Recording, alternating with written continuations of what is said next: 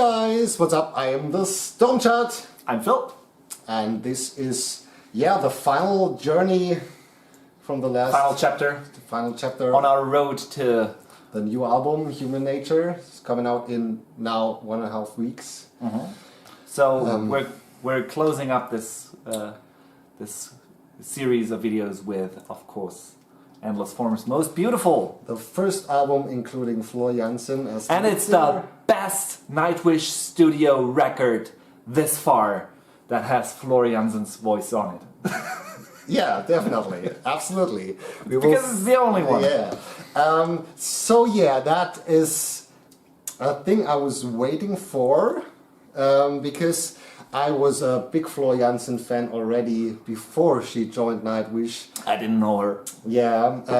Gotta admit that. I've listened to her, I think, since 2003 with After Forever. Saw her live, I think, 11 times. Because After Forever was so great, especially with her voice. Especially with her more operatic voice. I like that. And I know in Nightwish she don't want to do that this way, and also Thomas, and we all know these stories, and I think the discussion is... Disclaimer. Yeah. This video is about to become a rant. If you have anything against that, turn off the video now. If you consider watching any further, like it now, the video, subscribe now, and ring the notification bell now, because after this point I don't think there is any turning back. It's a bit a difficult one, because as I said, I was really waiting for the album because I know how great Floor Jansen is, and I have seen her live with Nightwish performing. Even I was hyped for the record, because that Live at Wacken DVD came out prior to this record, and I know I've watched that DVD a handful of times, and I was so stoked about the new singer because, you know, she just can't pull it off with ease, and it was just good. And however, this album came along. Yeah, and I have to say, I think this whole Wacken 2013 live performance was a big thing for Floor Jansen, as the whole hype is going on now, and it's a bit bothering me, this hype, because it's too big. And it's just like she deserves it. Definitely, she is a fantastic singer. But for me, maybe you can understand it. For me, I do. For someone who listened to her nearly 20 years, and then everybody now says she's the best singer, and I've said that already 20 years before, and I also... And nobody wanted to listen, huh? Yeah, nobody. I also told that she is better than Tarja Turunen for me, because she can do more with her voice, but nobody wanted to listen to me, and now she's in Nightwish and everybody's hyping her for good reason. She's the new shit. Yeah, and I'm a big fan, so don't get me wrong. It's just like, it's a bit curious. I wouldn't say I'm a big fan. I don't have anything against her. I like her voice, I like her style of singing in Nightwish, because that's the only thing that I can judge. Yeah. But I like her voice and her way of singing. However, I don't understand why she is like beyond the scale, like in the minds of people. Because, come on, after all, she's a singer. So, big surprise, she's singing. Yeah. It's like... Yeah, it's good and all that, but you know, it's nothing like supernatural. Yeah, it would be interesting if the hype is so big without this one moment in Ghost Love Score in the end. I think that's a big reason, and for sure this is one of the greatest moments now in Nightwish history. In Nightwish history, absolutely. I think everybody was blown away. That was also me included. The first release of the Wacken DVD, and they know exactly why this was the first release. Shit, it gave me goosebumps, like absolutely all over my body. Yeah, it's like amazing. So but now to the album, because I think the hype level was, and the expectations were absolutely high. Yeah, so no wonder that this album was underwhelming. Yeah, I was a bit afraid, but yeah, it's just like, okay, you have her as singer, and even if she is the greatest singer on the planet, you have to have you have to live up to it, and you have to have great songs to sing on it. Yeah, and that is of course a bit of a problem. And after this amazing Imaginarium album with this great concept and everything that works so well, we talked about that in the last video, and that was for me also a thing I was wondering, because they have done this movie with this great theme of Imaginarium, and what's coming next. It felt just like they I had high hopes for this record, man. I really had. Yeah. Especially since, again, back in the day, I wasn't the biggest fan of the second singer. Yeah. And so I was really looking forward to having a great voice back in Nightwish. Again, I was wrong with the whole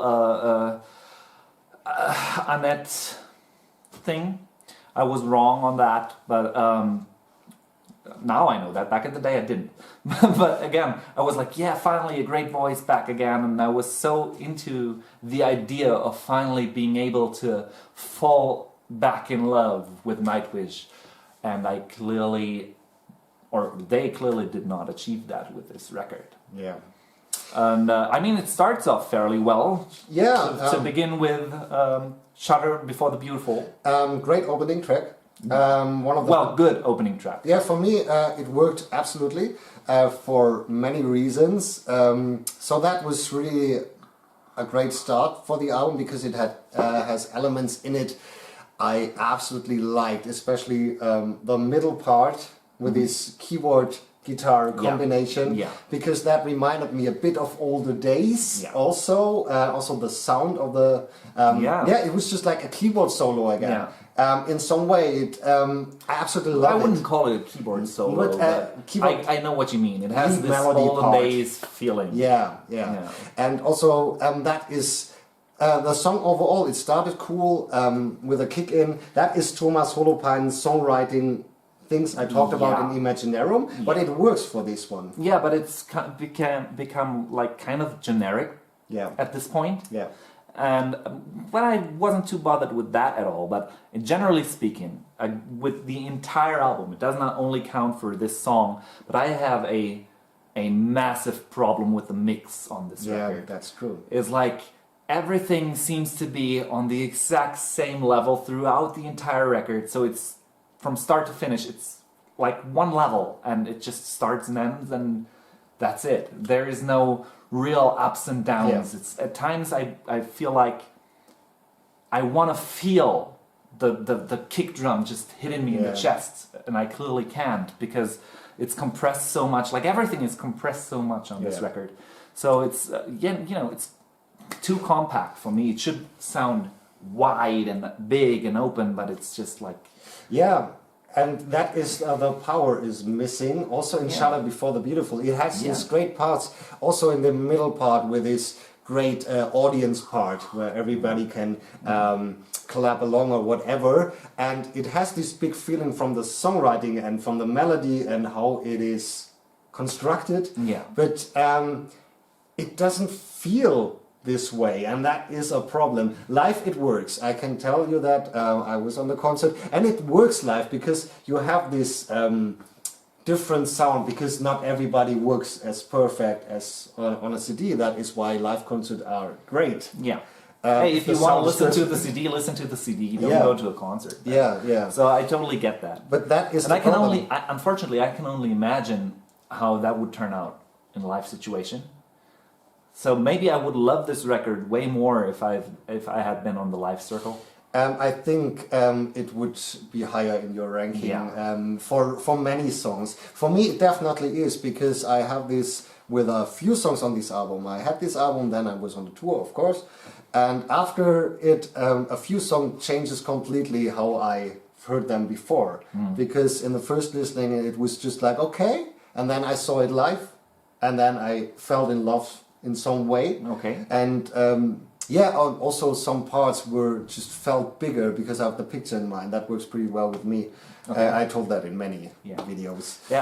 I mean, Naturally, that just happens. Yeah, but however, there is stuff that you cannot fix no. in a live situation. No.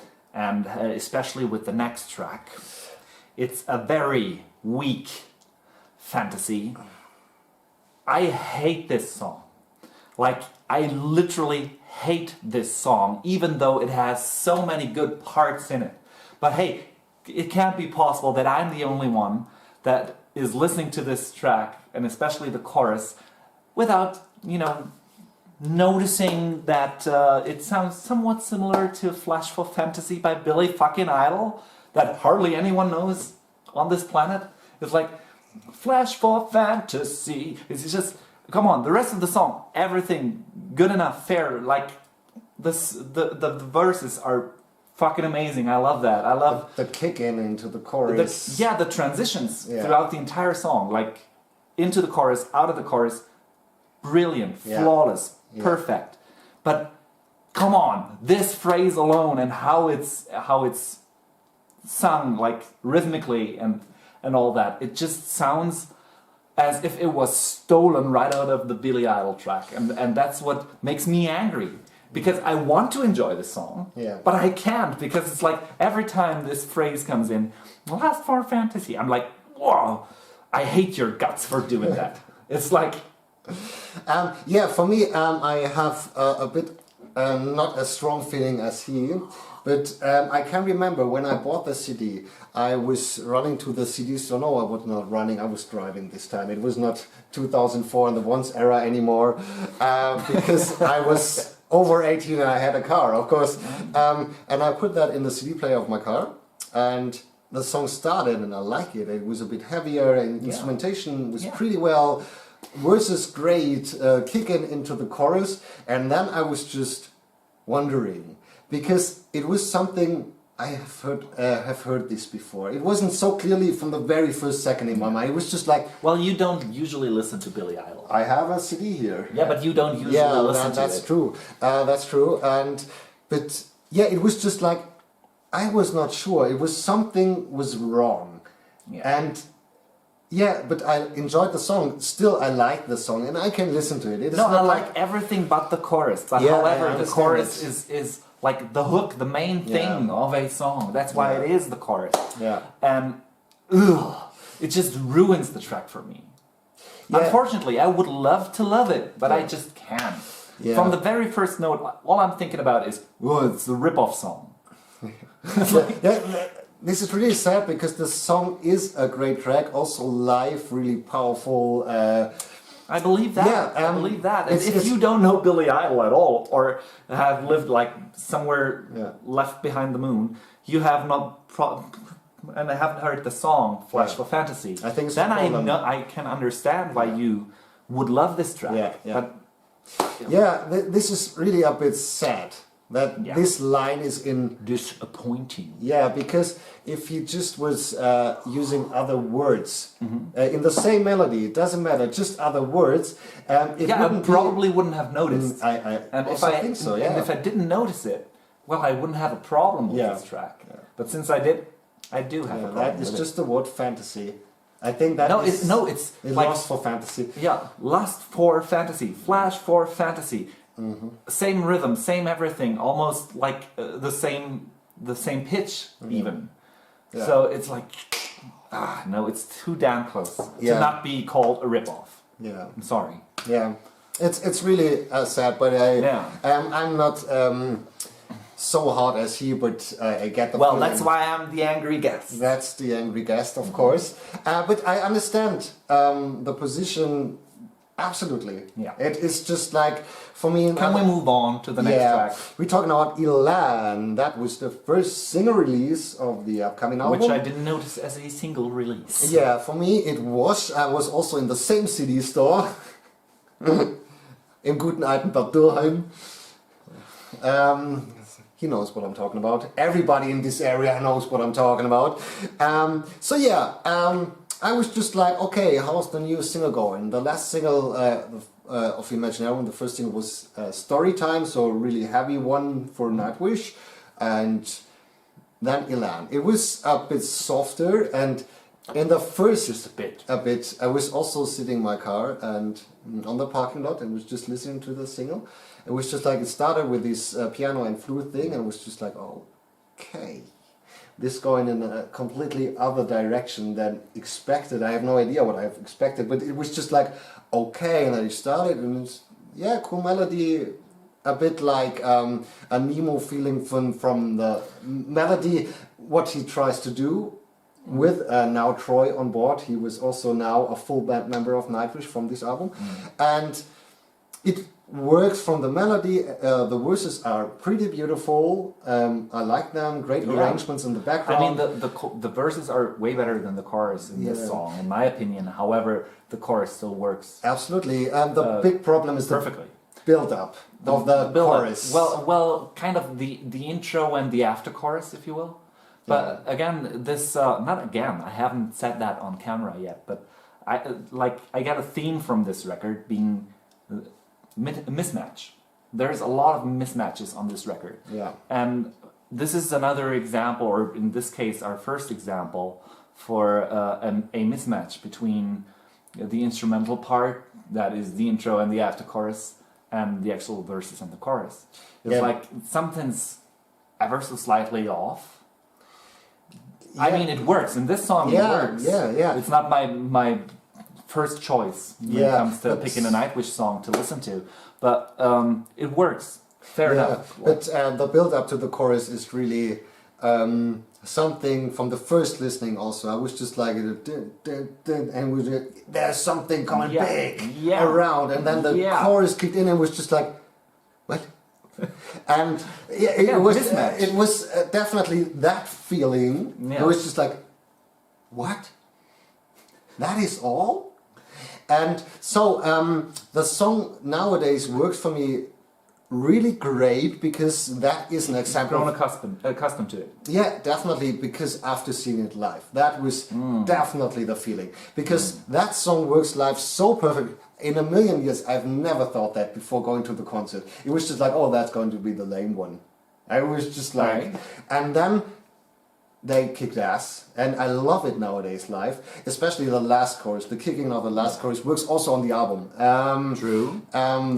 Great vocals also, when she gets a bit higher and a bit other arrangements in the voice, that works absolutely. And now this is a song I love to listen to. It's beautiful, and now I absolutely, I'm into it. But it needed a month or more, a year. It was okay to listen to it. I have not spent enough time with this record. Yeah, that's once again. Yeah. Hey, preparing for the Dark Passion Play video, I've probably listened to that album more than to this one, like to this day. so I know more about Dark Passion Play now than I do know about Endless Forms Most Beautiful. That's so funny. Maybe that song it is. I mean, come on, it's ridiculous. But maybe I've changed some opinions in the meantime. But we're not getting ahead of ourselves in that regard. But again, this song, it works well enough, and I don't have any problems with it. That's a song, I can listen to it anytime. You don't want to skip it. No, why should I? It's a functional song. It's nice and all. Yeah. But yeah. It's not my favorite Nightwish song. No, probably never will. No, for me either. But it works, and I understand why it's the first single. I would choose another one, other ones. But yeah, it's okay as a single. Maybe because it is more radio friendly. I think, especially in Finland, they play more songs like this on the radio, and I don't know. Yeah, so I get it. It's okay. Wild guesses. So now we have a problem. Houston, we have a problem. A dark chest of wonders problem in the song 2.0. Yours is an empty hope. I talked that already in the reaction video, but another song that gets me angry because it's once again a ripoff. That was the one that gets me angry the first time. Gets me angry every time. Yeah.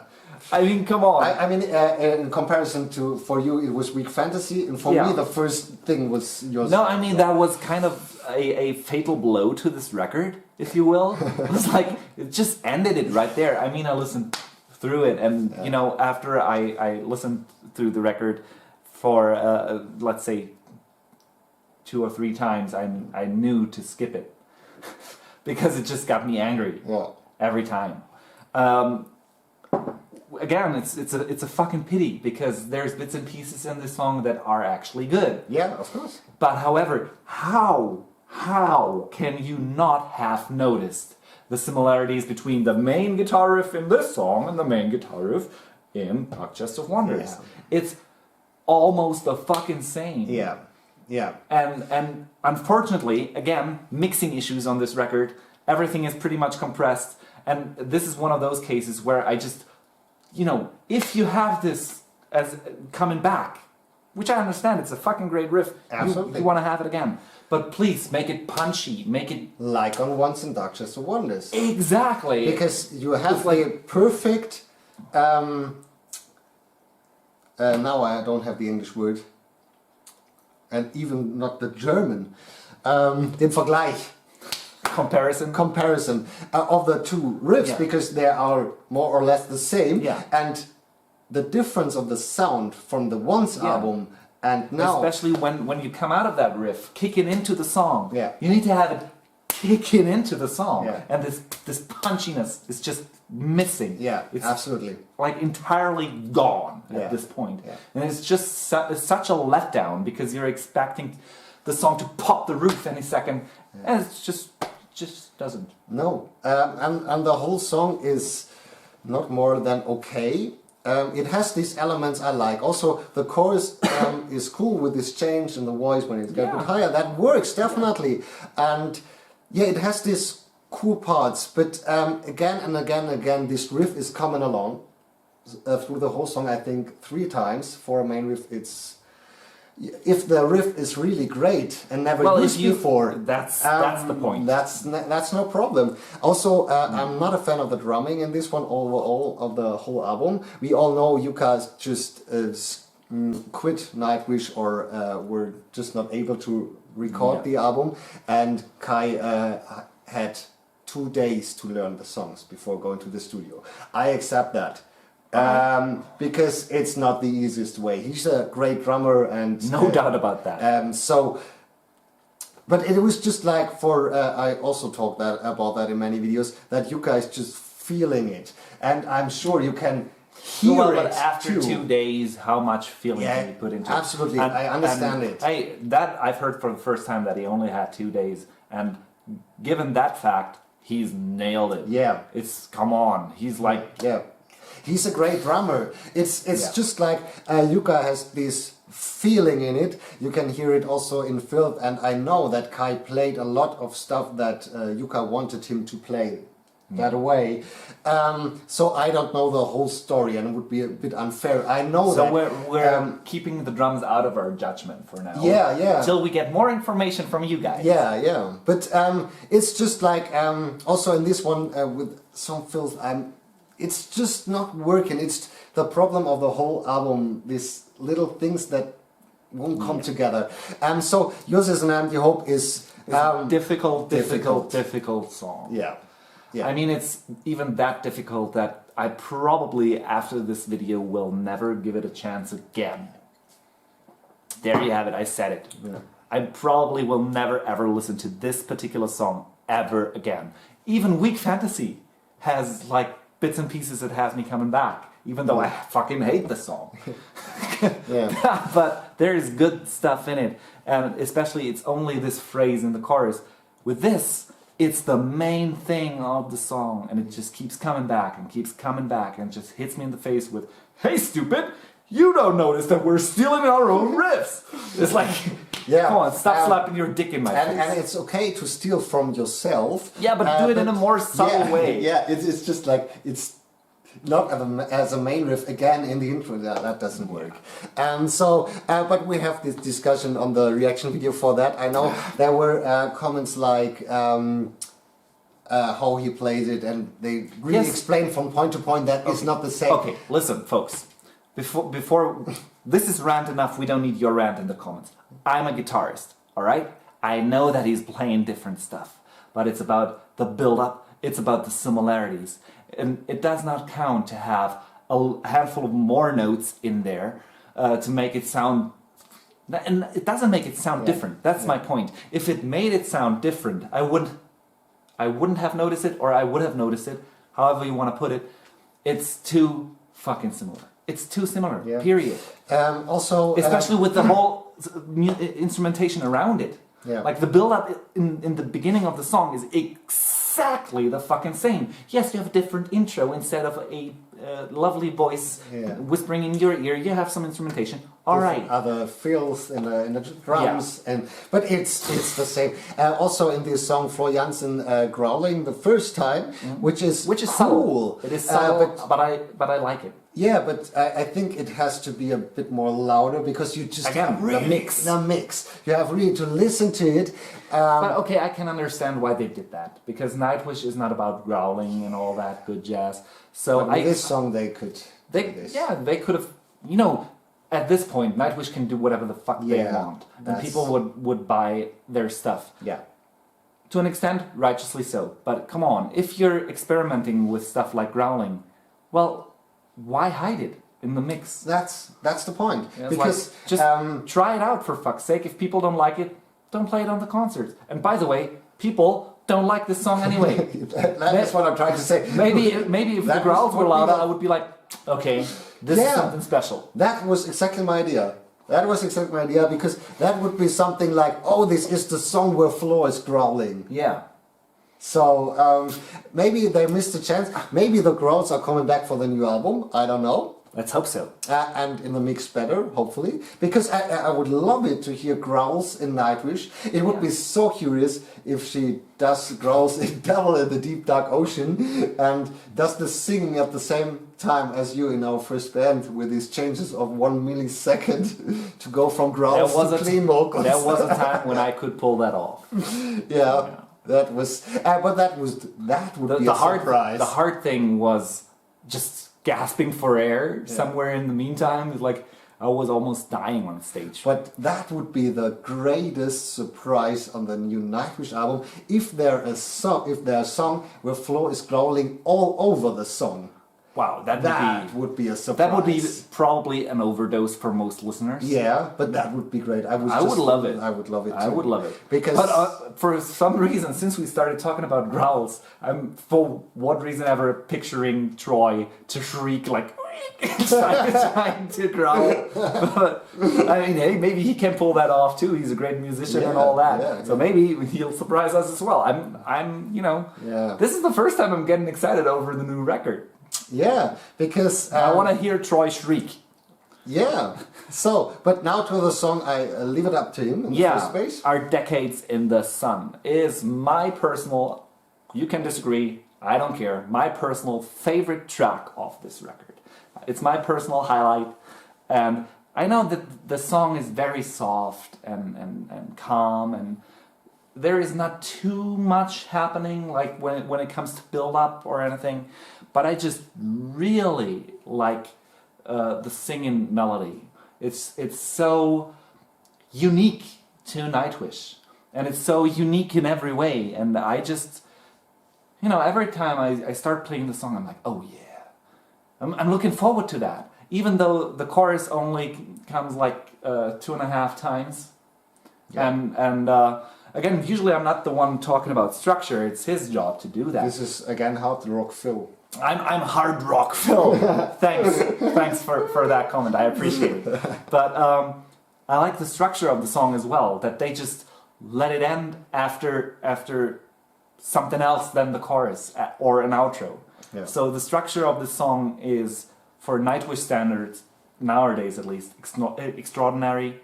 Yeah. The singing melody is extraordinary, and the overall feel of the song is, it's probably the only song that does not have any mismatches on it.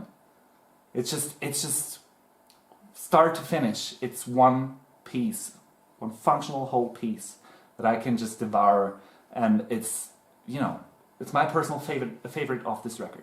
Yeah, that's surprising for me, because for me it was never so special. I also haven't done a reaction video for that because I'm not sure what to talk about. Maybe he should? Maybe I should.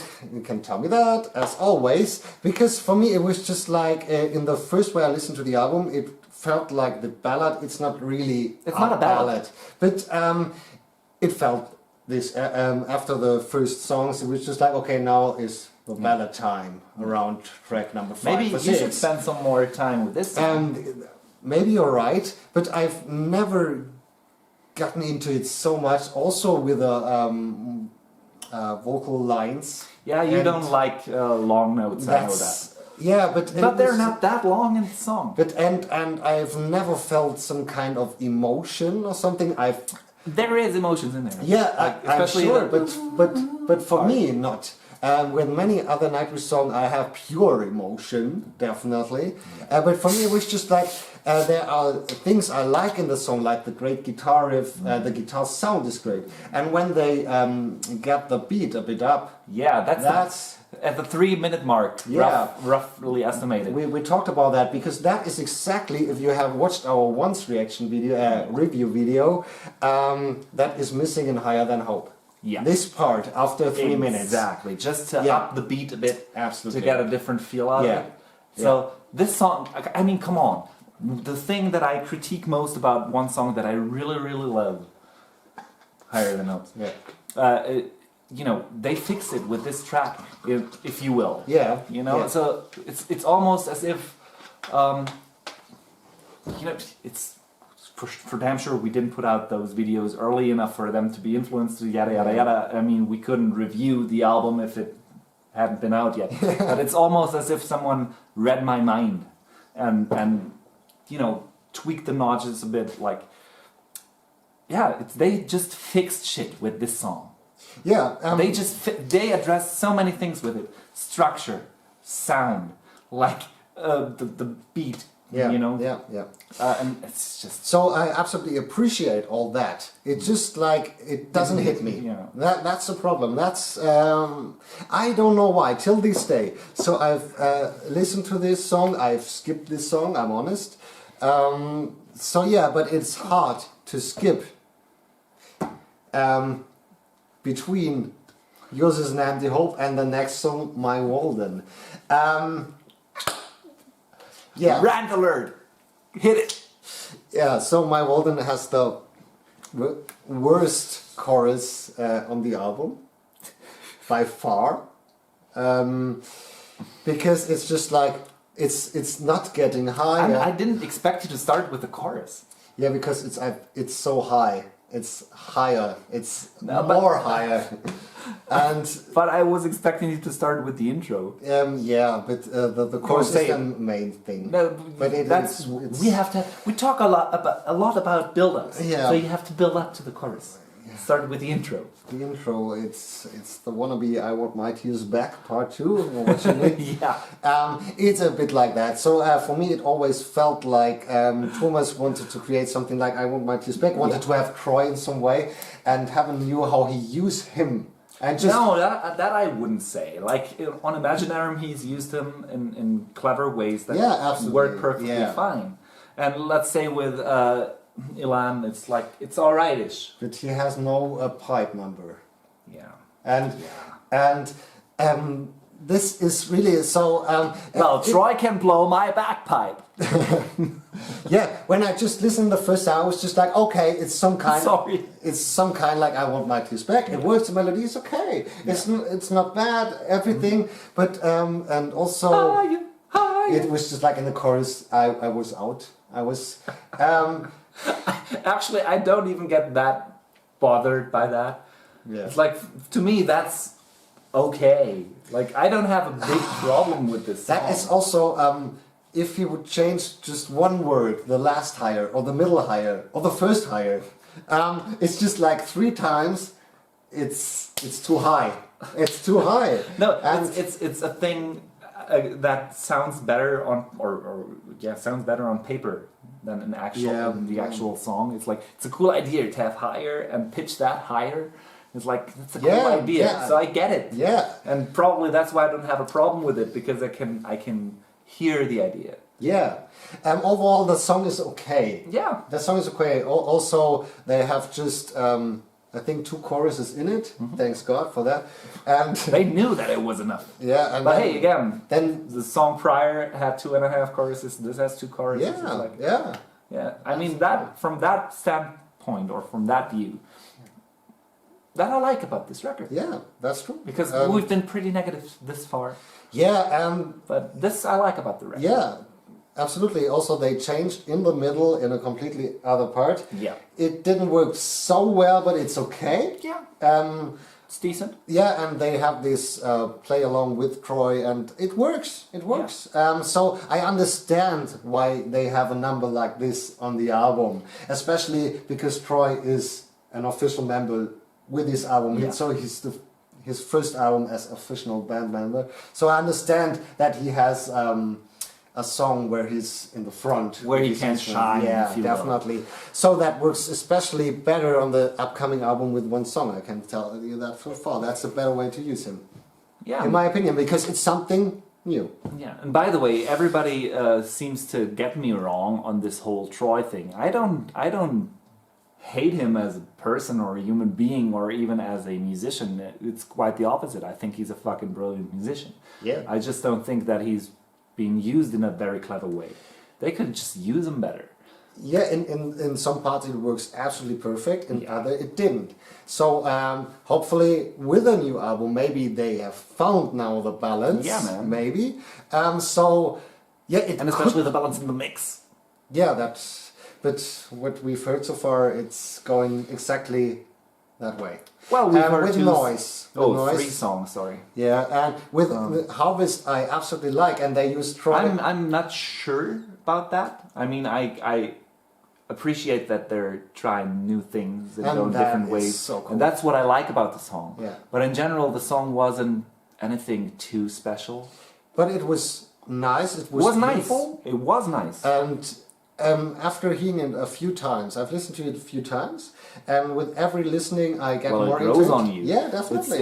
It's a sing-along song. It's a sing-along one. And it will work live as hell, because the audience is singing along. And that is exactly how Troy is used absolutely perfect. Yeah. And many people were complaining about that he has his own song with even on Imaginarium he was used in a clever way. Yeah, like there was nothing to complain about him there at all. Yeah, that's true. So that's true. You know, it's not about the guy or what he does in the band. It's just about how he's used as a part of a song. Yeah, because like in Weak Fantasy, he's playing this guitar. Also Saita or what is it? I don't know. Works perfect. That is exactly the way to use him right. And with My Wall, it's an okay song. I totally understand why a song like this is on the album. Yeah, but it feels like a show off. Yeah, but for me, the melody and especially the chorus just didn't work, and so it's necessary. Yeah. So, Okay, now for the second best track of this record, the title track. Yeah. Endless Forms Most Beautiful. There is only one thing that is holding this song back from being absolutely fucking great, and that's the intro. Yeah. Again, mismatch. If they just left the intro out entirely, not even replace it with a better intro or whatever, just start at the verses, you know, the song would be pretty damn close to being perfect. Yeah. So, because the verses are great, great build-up. Chorus is even better. The chorus is absolutely the catchiest one on the album. Oh yeah. And I think they released it as the second single, or it was there's a lyric video, so they released it as a single, and it works. And I was just maybe they have put this on the first single because it's a bit heavier and it's catchy, so it works. But the intro is the problem of this all, because the song is great. It's with this offbeat in the chorus. It's just like it's so driving. It has a pulse to it. Yeah, it's just like in Wish I Had an Angel. Yeah. It's also this offbeat that works. I mean, again, the chorus and the verses don't really match. Yeah, but I'm not too bothered with it. No. Because I really like it, and so after listening to it a couple times, I really got into it. So I really like the song, and when I think about this record, I think of the title track. Yeah. Even though Our Decades in the Sun is my favorite track of this record, the first thing that comes to mind is the title track. Oh, okay. So it's the standout song of this record. Yeah, for me it's a bit curious as the title track of the album, also from the position of the track list. Yeah. No, that I'm not wondering about at all. It's but for me it's also as a title track, as the title track. For me it's just a track. It's a good one and I like it and it's one of the best of the album, but it's just like it doesn't feel like a title track. Oh, it does. For me not. It deserves it. Again, the moment I realized that was when I was thinking about the record, and immediately that chorus popped into my mind. I was like, okay, damn right. Okay. It is the title track. Okay, that's cool, because for me it's not. And also, what's the first song that pops into your mind thinking about this record? That's really difficult. Yeah. That's weak fantasy, but for all the wrong reasons. That's a really good question. I've never thought about it. And now, from the top of your head. Now the moment is over. That's the problem. Now I'm thinking. Yeah. That's the problem. Yeah. That's the problem. You should have asked me before recording. I didn't know that question was going to come up. Yeah, and also, but in the song "And the Phone" was beautiful. They have this great part of the second chorus, the middle part, also with this deep piano thing. That is a great thing, because there was just like a little piece and then they turn him back to the big instrumentation and big choirs, and that works so fucking perfect. Fantastic. And fantastic. For me the problem is the kick into the last chorus, so we disagree a bit on that with this guitar riff. We disagree a lot because I really like it. Yeah, and I don't.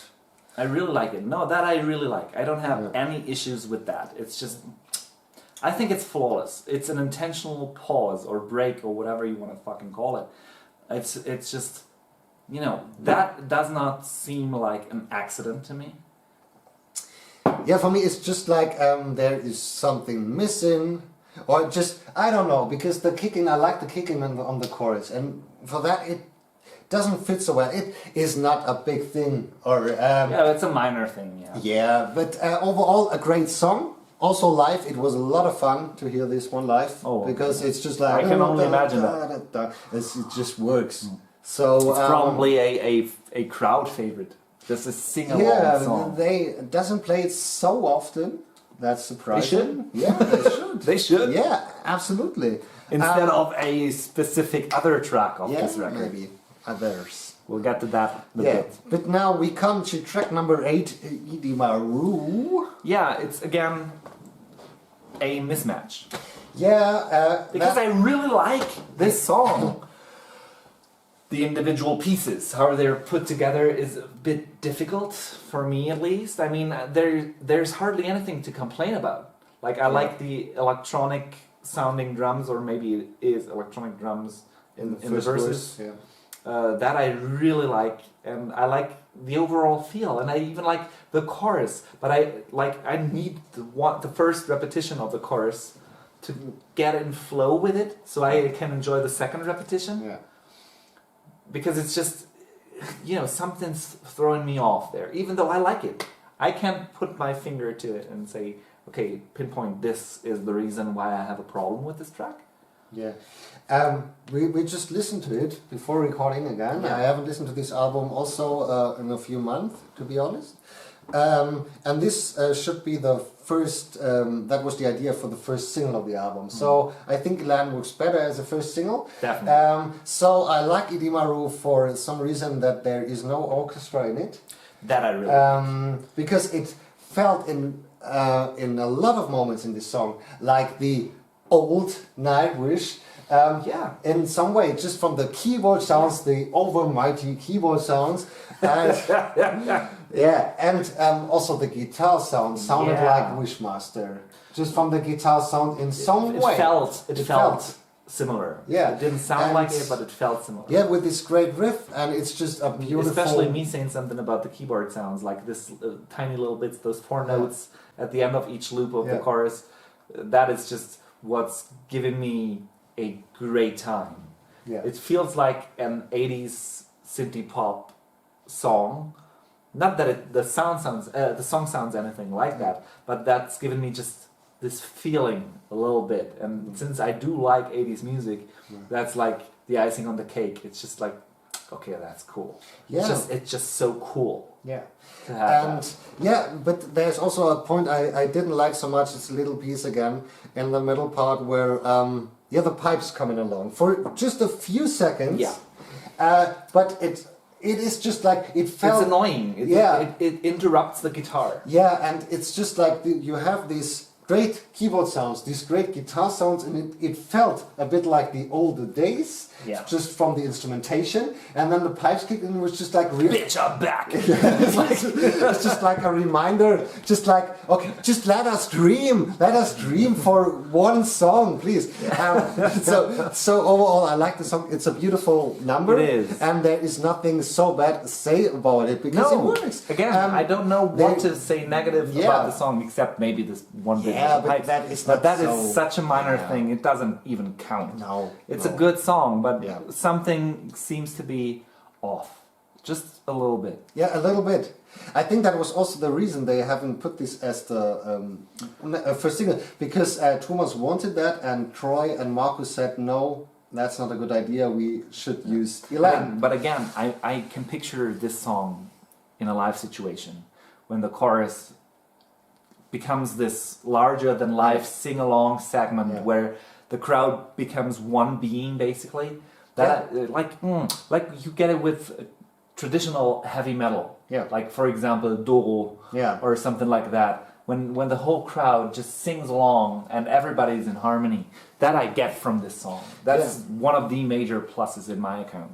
Yeah, I've seen this song performance one time, and I think that was the second performance ever, because they started, but they haven't played it so many times, so maybe it didn't work out that well. I can't remember how the crowd feeling was, but it was beautiful. I think everybody was surprised that they've played it, actually, because I think everybody is checking out the set list from the last nights to know what songs are coming about.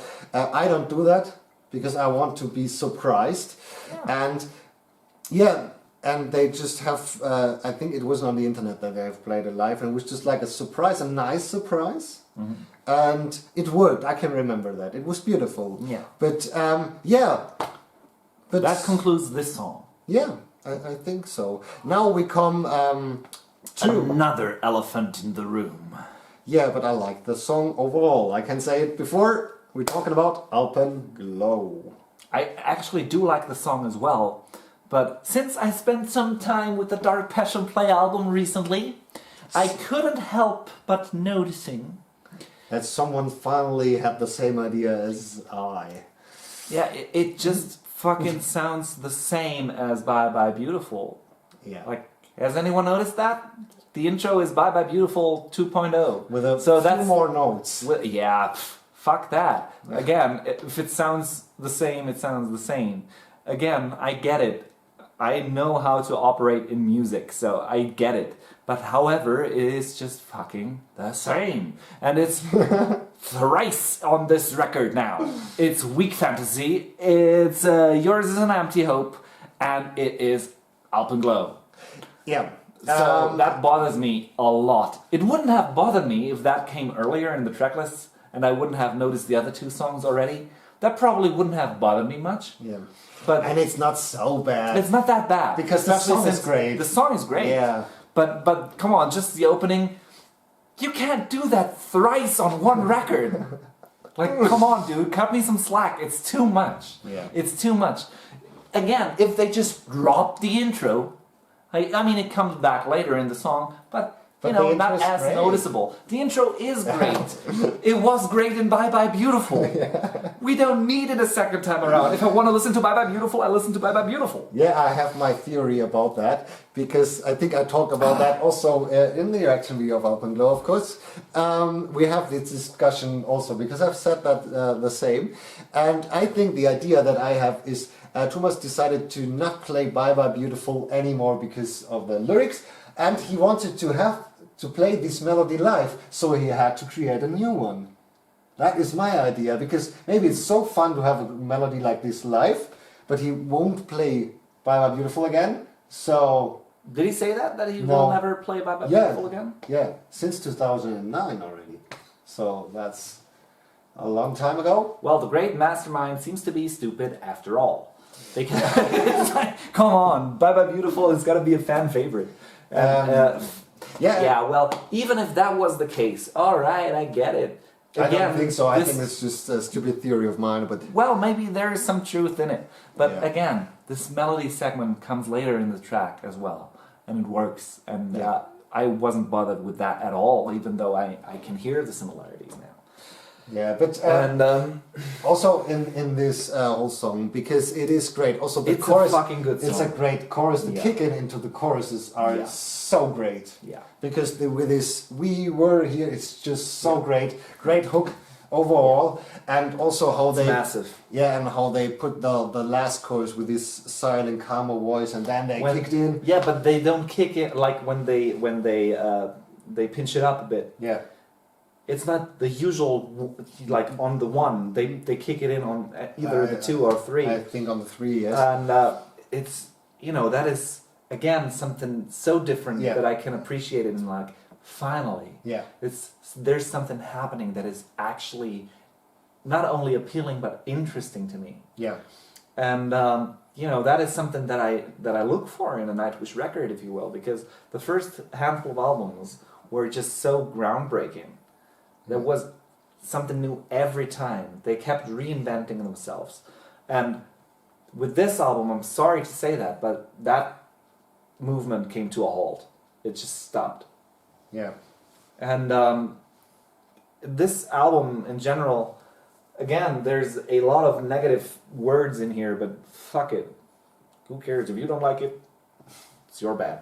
This record is so shallow. It's just so shallow. There is not much to dive into. It's like, okay, there is arrangements in the background, but why should I dive into the itsy bitsy nitty gritty bits and pieces of the arrangements if the overall thing is, does not have enough substance to justify that? I think the big problem for me also, I have thought about that, what is the difference from this album to the other before, all of them, is that we don't have a heartbroken Tuomas Holopainen from the feeling. On Imaginarium it was a bit of a different story, but it was a story. Mm-hmm. It was just like an overall story, and he was just like this self-centered thing also in the movie.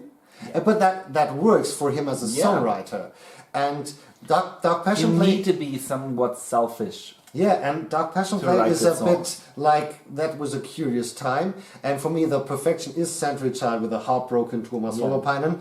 And in this one, he's trying to tell a story of the evolution of the world, but that hasn't a feeling for me. That's the problem. I don't feel it. You know how perfect I felt. To the mix. Yeah, and how I felt for Stormchild. How you still do feel for Stormchild. Every time.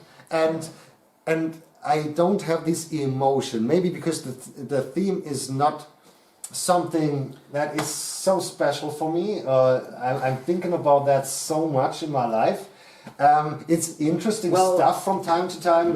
From that perspective, it's fairly easy to write a song about or an album about being heartbroken and get people with it, because everybody's been at one point in their lives heartbroken. That's true. So everybody knows that feeling, and especially if you're in your teenage years, everything is overly dramatic. Yeah. So you don't only feel messages like that, but you live them. Yeah. And okay, I can get it that you're not heartbroken, you don't write heartbroken songs. It's like, all right, I'll do that. Good for you. Yeah. But however, if a relationship is holding you back from expressing deeper emotions out of fear that your significant other might spot some subliminal messages about some ex-lover or whatever, that fear is holding you back from creating your best work. Yeah. And that, for some reason, seems to be the case with this record. Maybe. That is... Yeah, I don't know it, because, of course, I think... Yeah, it's speculation. It's absolutely. But it's just like... But it's plausible. Yeah, I think so, because with Imaginarium it was the thing because you had a story. Yeah, I mean, come on, Imaginarium, we talked about it. It's fucking awesome. He was just in the story, so it doesn't matter if he's heartbroken or not, because he was just living the stories in his music. And he had an emotion to you know. And this is just songs about some theme. Yeah, but it's, again, I'm so sorry that I'm talking about Album Glow in this regard. Because, except the intro, the song is good, is very good. Especially the outro, the last 3 seconds. Which he should have used more often. Yeah, damn, the last 3 seconds are so great. I like trumpets. They're so epic. And it was just like, and now and it's over. Yeah. But again, I was shitting on a lot of topics on this record, however, on the wrong song. I should have done that on the next one. The Eyes of... Oh shit, I'm so gonna butcher that. The Eyes of Sharbat Gula. So yeah. Which sounds like some orc curse word. It's like Sharbat Gula. It's like it's actually a girl from Afghanistan. I know you've told me that. But I'm sorry, I'm making a dick out of myself. And, come on, hate me for that, and righteously so this time. But however, this song is so... It's just vain. You don't need that. It's like... It's absolutely a waste. It's a waste of time. And 6 minutes. Yeah. 6 minutes. That is the most skippable song of Nightwish on any record. Yeah, I would agree. Yeah. And especially, I mean, come on, I can understand that you want to do some soundtrack, musical piece, whatever. I get that. Alright, fair enough. But hey, it's not really that interesting anyways. But okay, if you want to do that. But do it on your fucking solo record. This is a band record. And the only thing that is not on this song is the band. Troy is doing a few vocals. He's talking. Yeah. So... But I mean, musically speaking. Yeah. Okay, we have a little bit of piano. Also, musically, it's so. There's not much happening. It's so boring. It's so boring. I have to say, and this is the most boring song of Nightwish. Yeah. I don't want to call it a song of Nightwish. You're absolutely right, because it's not a Nightwish song. It's not a Nightwish song. It's just a waste. Song. And they have a great bonus track called Sagan. And I don't know that. Yeah, but they should have used it instead. That is exactly what I meant. Because it's a Nightwish song, a great Nightwish song, and I don't get it. Also, with the whole theme of the world evolution, okay, I'm not in his mind and don't know what he was thinking. I think he was out of his mind at that point. Yeah. Putting this song on a record, maybe during during the export of the song files, all the other instruments magically disappeared. Maybe it was a functional Nightwish track and just some tracks got lost and they were like, fuck it, we'll print the CD anyways. Yeah, but also a story I know is that he planned to have vocals on this and was writing the lyrics, but even he was like, fuck this he at that was point. not able, and it just used a bit of noises in the back. Yeah, it's just a boring track, and this is yeah. What else can I say? Whatever this girl that he wrote this song to is about, I don't know the story behind that because I'm an ignorant fucker. I'm sorry, I am. So, but however, for some reason he dedicated a song on this record to this girl. Yeah. That's an offense, man. It's like dedicating your worst piece of work to someone. It's like, yeah, if you came over here, I would have shat on your head. It was like, you don't shit on people. And he just did with this song. And it's also, a curious thing that he actually uses a name of a person. Well, again, it sounds like an orcish curse. So. It's difficult to do that. I never would do that. I have some pseudonyms? Really? Yeah. It's so easy when you speak German. Everything is a bit difficult. Different in English. It's just like you have to spell it.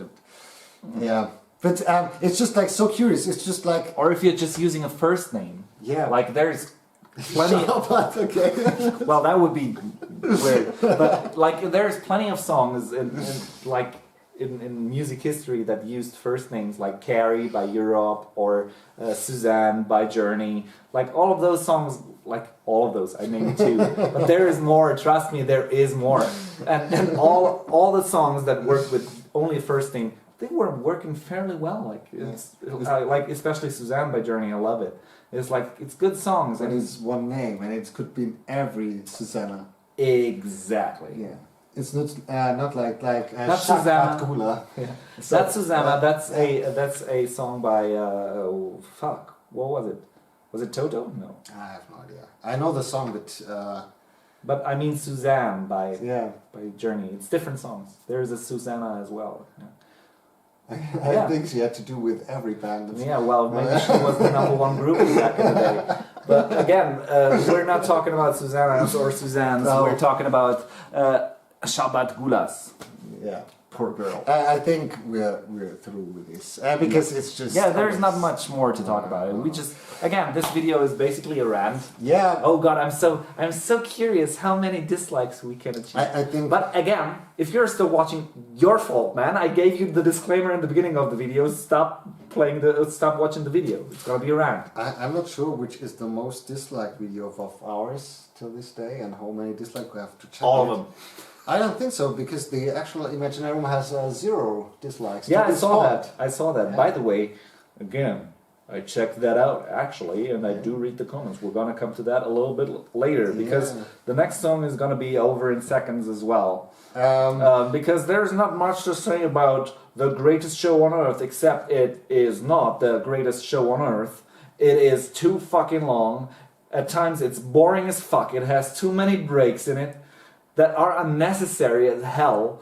It's like the evolutionary theme, alright, I get it, enough already, stop the animal noises and keep playing fucking music, because that's why I bought this record, I want to listen to music. So, generally speaking, the themes that he actually does use in this song are repeating way too often, and are not half interesting enough to make me want to keep listening.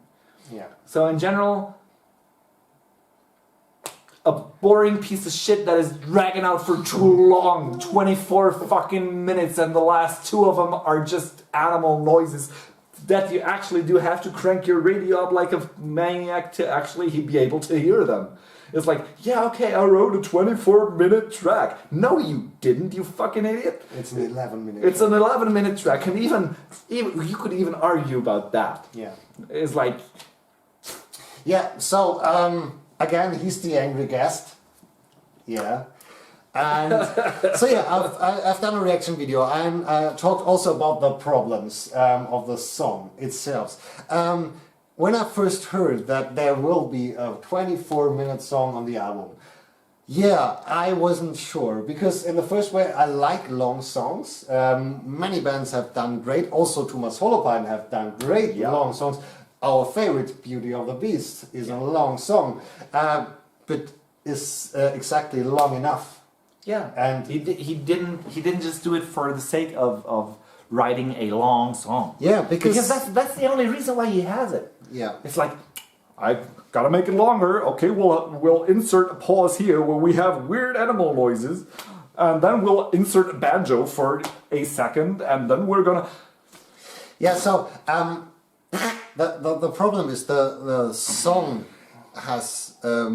I like also the intro. It's just too long. I like there is beauty in this track. Because when it started, just when the piano. If you cut it down to a proper song, that's the problem. It might have been the greatest show on earth. Yeah, because I told. But this is just the longest show on earth.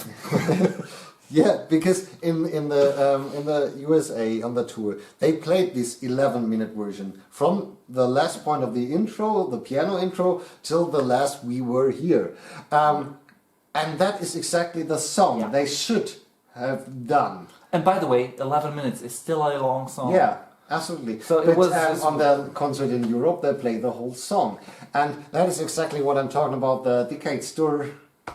That it was just like it's a waste of time. You could have played how many other good old Nightwish songs, and that is a lot. Yeah. And so this evolution themes, but it doesn't work with these breaks. It's just like Ghost Love Score is a perfect example how a long song can flow into the other pieces of the song. It's just like you don't feel this pause. There are quiet parts and more calmer parts, but you don't feel. But the transition feels natural. Absolutely. And with this, it feels so forced. Yeah, it's just like bam, like, cut here, do something different now. And worst of all, he doesn't even do something different most of the time. It's like, really, you interrupted my listening experience to deliver more of the same? Yeah. It's like, it's almost like an insult. Yeah, the only part I really love, and it's also because of the live experience, is the last "We Were Here" part. That great. Works live absolutely amazing, and that is also in the end. I love more about this song. Yeah, I love the piano intro and all that good jazz. I like the first chorus a lot, and it's just like as a whole, it does not do it for me. It does not. The last 8 minutes are just. That are 8 minutes. So Richard Dawkins is talking about that, and they also used it as an outro on a concert. That is okay. That is okay. Come on, fair enough. Use it as an outro on the fucking record. Make it a separate track. Yeah, like they should have done it because from this "We Were Last Here," the last part is just like another song. It's just like the outro, and that. Would be the better decision, but then the song. Even then, it would be only animal noises most of the time. Yeah, because that is the last 2 minutes are really just why. It's a fucking chore. Yeah. I mean, again, if you don't want to listen to it, don't listen to it and just stop the record right there. Guess what? But I'm still feeling offended that it's even on the fucking record. We had also the discussion with the other albums because after this song, you don't want to press start play again. No, after this is done, it's done. It's just like you are. It's just like you're happy that it's over. In a way, yeah. And if you wanted to listen to this album on a loop, So with other records, you can listen to them on a loop because it ends, it starts again. It ends, it starts again. No problem. With this album, it ends, drags on for another 8 minutes, and then it should start over again.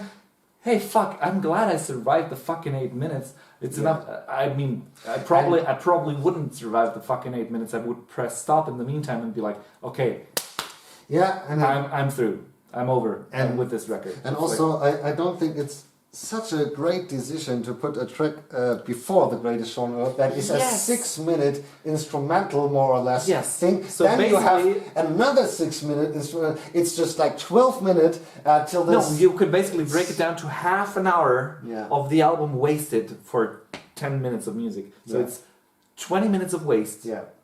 It's not worth it, man. It's not worth it. Yeah. You just stop the album after album level. Yeah. Period. It's like definitely. Because, or should then do the 10-minute version of The Greatest Show on Earth, because I wouldn't have a problem with that. I saw the live version. It was perfect in this 10 or 11 minutes, because there is everything in the song that's important. And you don't need anything else. No, you don't. And so, it's... Hey, by the way, I just noticed something. And I should dye my hair, because you can also see the evolution of our videos. How? Yeah, and I should shave my head. It's like evolution. That are 7 weeks. So I think that's 1 week, maybe. I don't know. I'm bald. Suck it. But something we didn't talk about, even though we covered our personal hair evolution. That's important. Is we did not talk about Floor Jansen a lot. Yeah, because everybody probably was expecting us to either praise or hate her. But with this record, I can neither praise nor hate her. Yeah, it's just she's there. She's there, and she could have shined more. Yeah, but that is the problem, because that is one of the problems. One of the problems, because I know, as nearly everybody, what she can do, and. In the beginning, I know she don't want to sound like Taya or something. And she doesn't need to. No. But please deliver. Period. But deliver with these songs... with some songs she was trying her best to save them. And in some cases it actually worked. Yeah. In others, it just... And this is again, because that is the countdown to the new album, these videos. I'm hoping that she have the chance on the new record. And the headroom. Like, please give her some space in the mix to let her shine through. Yeah. I mean, all those vocal lovers out there who don't care about the music in the background too much, but only focus on the vocals. If you're still watching, please tell me in the comments if you get the same emotional reaction by listening to her vocals on this record as, let's say, for example, the Live at Wacken 2013 record or DVD. It's like, it's not the same feeling. It's too narrowed down. Yeah. And that is also the problem. I'm a bit afraid from the new album but they'll make it even worse. Because I've listened to Noise and it just felt like it's a track from Endless Form's Most Beautiful. Also from the mix, also from the songwriting, how also she from sang, the structure, everything. And then it sounded a little bit like Game of Thrones. Yeah, that's also a thing. Another rip-off. Yeah, and then I was so happy about the single Harvest because it was something new and different, also in the mix and the whole sound. And true that. So yeah, I'm hoping that they are a bit more courageous. I've learned the word through the videos. Thumbs up for English lessons. Yeah, that's cool. And because it would be so proud. Yeah, it would be so great to have a growling Floor Jansen, operatic style singing Floor Jansen, maybe in the same song. A shrieking Troy Lockley, whatever the fuck his last name is, I don't know it. Yeah, Donockley. I think that's something like that. Yeah, I could just look it up in the booklet, but and maybe they just leave the orchestra completely out.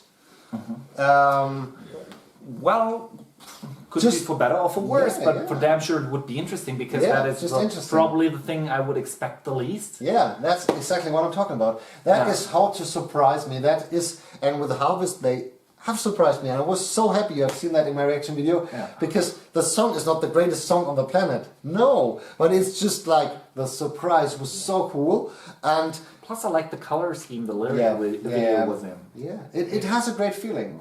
And that is exactly what I'm missing most of the time in Endless Form's Most Beautiful. Well, what I'm missing is the dreaminess. Yeah, that is the heartbroken thing. Not necessarily the heartbroken thing, but just the longing. Yeah, it's like, please, for fuck's sake, take me on a journey through your dreams and thoughts. Like, give me some place that I can lose myself in and just escape my little narrow space or whatever that I do have, like space of mind or peace of mind, whatever. Whatever the fuck the right word might be, you get the gist. It's like, please give me something that I can turn myself to and escape. For me it's just like it is not an emotional album, and that is it's sterile. It was just like because Nightwish was for me, or is still, pure emotions, and in this album I don't have it. I don't feel it, I don't hear it. And now I think it's not a spoiler anymore because I'm sure we're pretty damn close to the end of the video. Now I can finally say it. After coming back to both Dark Passion Play and Endless Form's Most Beautiful, I'm sorry to break it to you guys, I think I like Dark Passion Play more. That is me saying that. I don't know if you've watched the Dark Passion Play video. I mean, there's some folks that definitely did. Yeah. Shout out to you guys. Like. Well, we'll get to that a little later. We'll try butchering your names. And no, seriously, I would have never ever guessed, that this would ever happen. You prefer the Annette Olson albums before the Floor Jansen album? Well, so far. That can change in 1.5 weeks. But I have to say, maybe I will do for the new album a few first thought video, and after a few weeks we should do a review like that, because that means you guys, like literally, it's a handful of people that are so true to the commenting section that are actually making me listen to, let's say, Dark Passion Play and the upcoming new album, because I will actually listen to this record For you, And motherfuckers. it's a double CD, so you have double the fun. Well, we'll probably only do the first CD because it has proper songs on it. Yeah. We'll check on that. We have to check out because I'm not sure. I haven't read anything about the upcoming album or something because I want to be spoiler free as possible. Yeah. But we of course do that a few weeks later because we have to give it a chance because it's a bit unfair. We know this album for 20 years, some of the albums, not this. 20 years? No, that is 5 years. Do the math. But you know what I'm talking about. And that would be unfair to do that after one listening. That is a bit unfair. That wouldn't do it justice. You just reviewed this with 3 listenings, so that is the standard.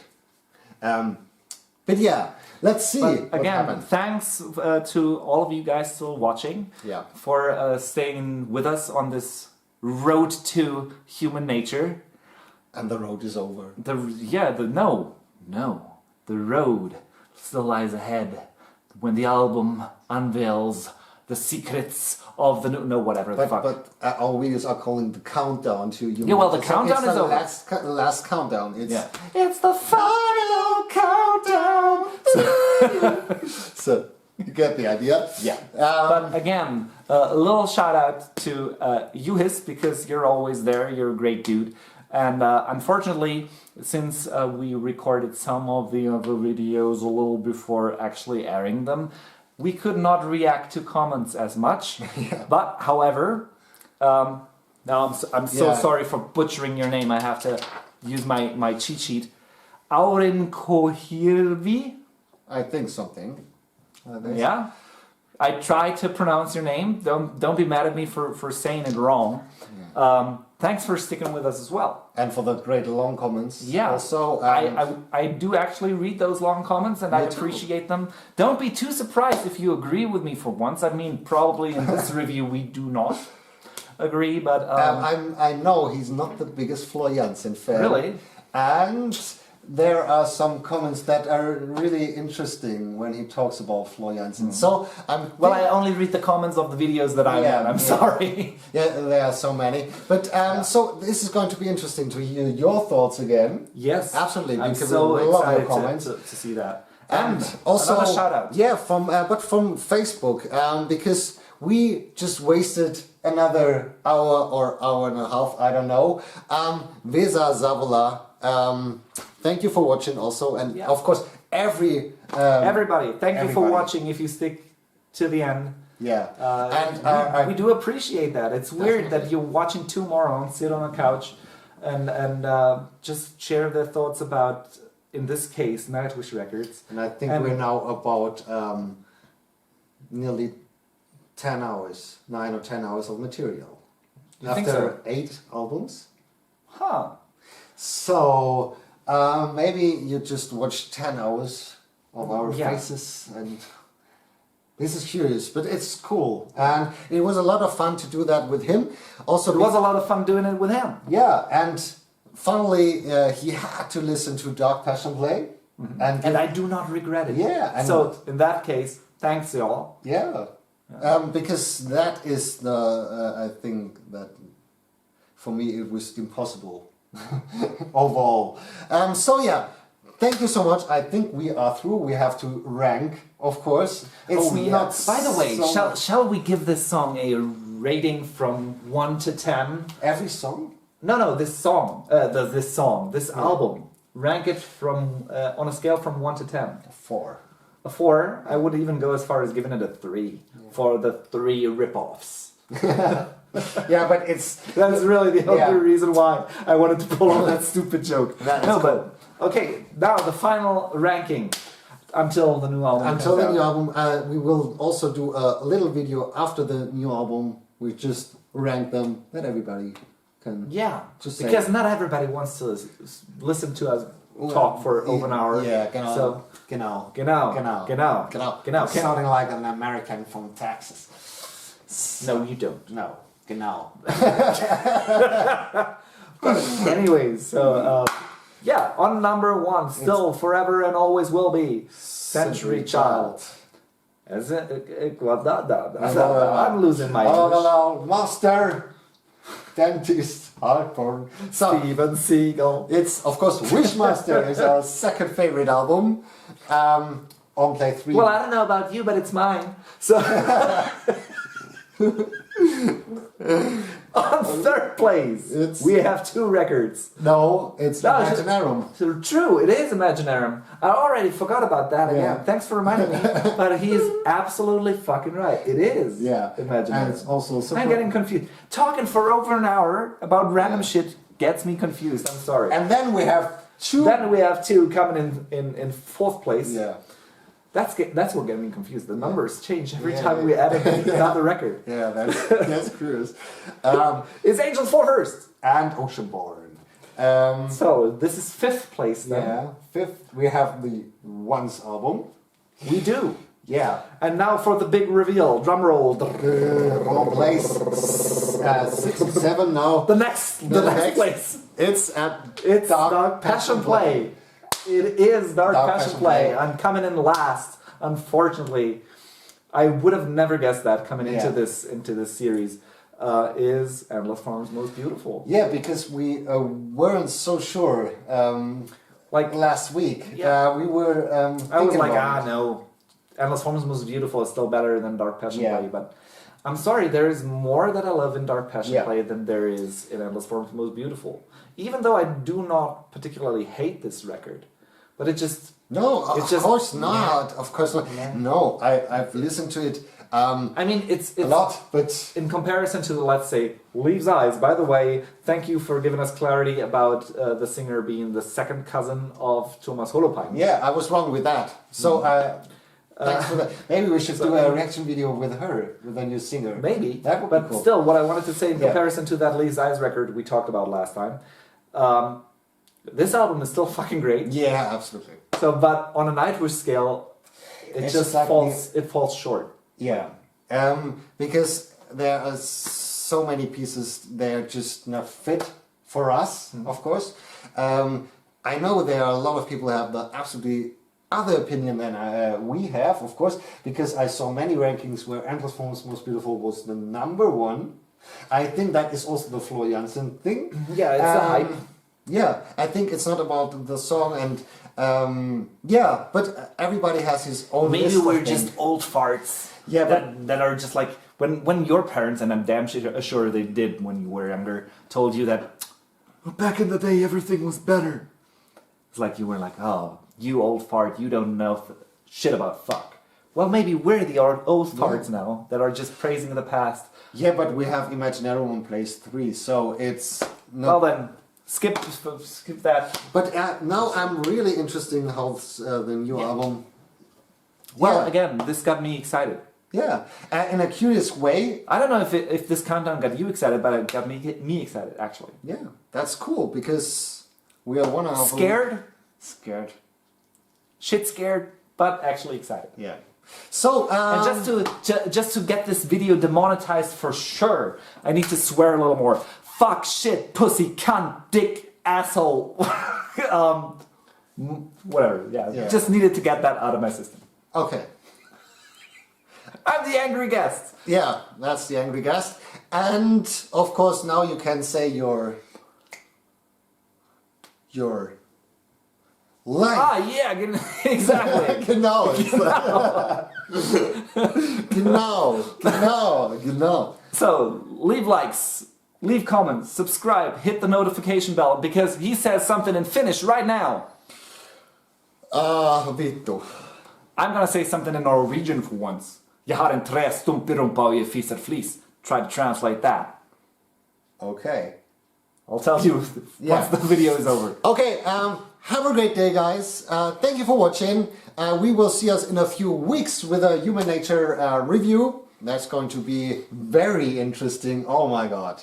With a new Nightwish album we haven't the chance to listen over years. Me. So yeah, with that said, have a great day, guys. I'm the Stormchild. I'm Phil. Bye. Bye.